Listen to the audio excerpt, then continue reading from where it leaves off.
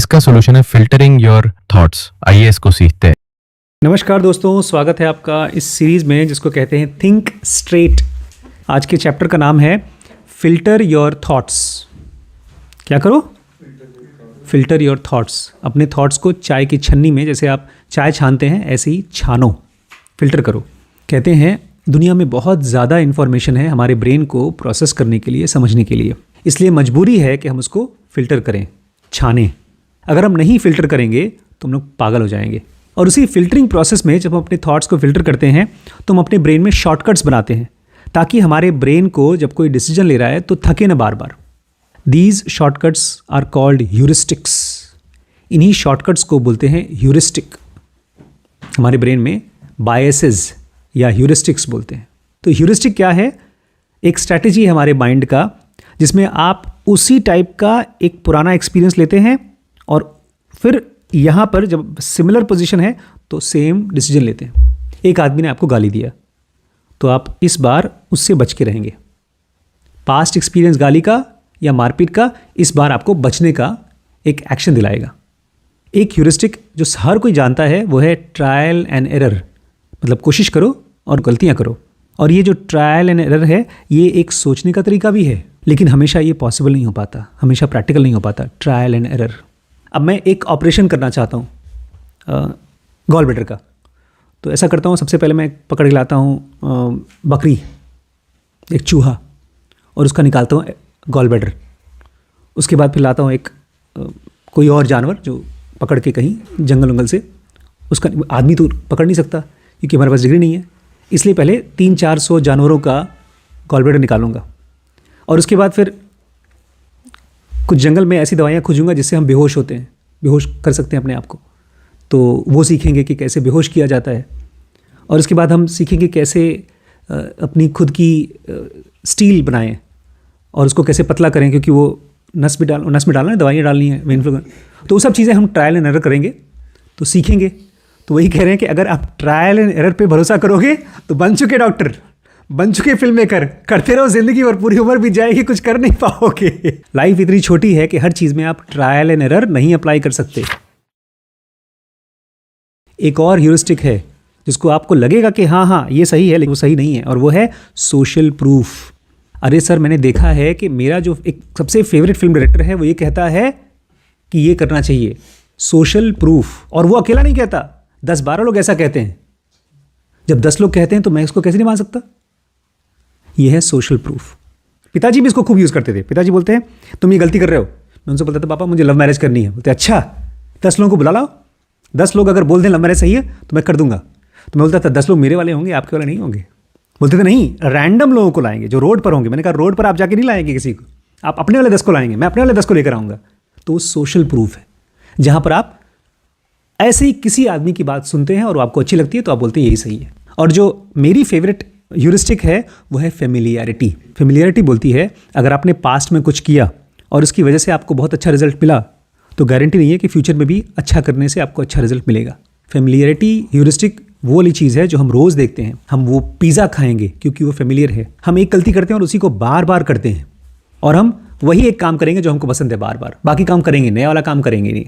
और जब हम नई चीज़ नहीं करेंगे तो बाद में क्या बोलेंगे, बड़ा बोरिंग है लाइफ यार, कुछ नया करने को नहीं मिल रहा है। जबकि हम करते हैं पुराना, क्यों? क्योंकि ये फेमिलियर है। और कंप्लेंट करते हैं बोरडम। तो ये इसलिए हो रहा है क्योंकि आप जो डिसीजंस ले रहे हैं किस चीज़ पर ले रहे हैं? Based on familiarity. But who says that familiarity is always good thing? तो आपको कहता कौन है भैया कि फेमिलियरिटी हमेशा अच्छी चीज़ होती है? फेमिलियरिटी बहुत अच्छी चीज़ है सर्टेनिटी करने के लिए, पक्का करने के लिए। लेकिन अगर आप लाइफ में कुछ ब्रेक थ्रू करना चाहते हैं, कुछ नया, कुछ बड़ा करना चाहते हैं, तो उसके लिए आपको चाहिए होगा समथिंग डिफरेंट, कुछ नया। तो जब आप डिसीजंस लेते हैं अपने ह्यूरिस्टिक्स पर तो आपके लिए दिमाग में आराम तो है, लेकिन उसमें आपको सक्सेस नहीं मिलेगी, वो प्रैक्टिकल चीज़ नहीं है। और अक्सर ऐसा होता है कि जो ह्यूरिस्टिक्स होते हैं उससे जो रिजल्ट्स आएंगे वो नहीं आएंगे जो आप चाहते हैं। अनसेटिस्फाइंग आउटकम्स आएंगे। आप पूरी ज़िंदगी खूब मेहनत करेंगे अपने फेवरेट काम में और आप बहुत बड़े आदमी नहीं बनेंगे क्योंकि आप वही काम कर रहे थे, गोल गोल गोल गोल घूम रहे थे अपने घर के 4 दीवारी के अंदर, बाहर कभी निकले नहीं। तो अगर आपके साथ ऐसा हो रहा है तो इसको एक साइन की तरह देखिए कि आपको कुछ करना चाहिए, कुछ नया करना चाहिए, चेंज करो अपने आप को। तो बजाय अपने ह्यूरिस्टिक्स को अपनी आदतों को अपने सारे डिसीजन करवाने के बजाय आप यूज़ करो प्रैग्मेटिज्म। प्रैग्मेटिज्म क्या है? कोई नई चीज़ जो एक्चुअली काम करती है, but don't take it literally. अगर आप कहेंगे नहीं मैं ड्रग्स लेता हूँ तो बहुत अच्छे से काम होता है मेरा, मैं आराम से सो लेता हूँ, और ड्रग्स में ना एक और चीज़ आती है, इंस्टा ड्रग, इंस्टामाइसिन।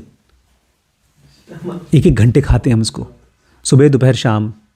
25-25 रील्स खाने के पहले, 25 रील्स एक रोटी के बाद, 25 रील्स सब्जी के बाद।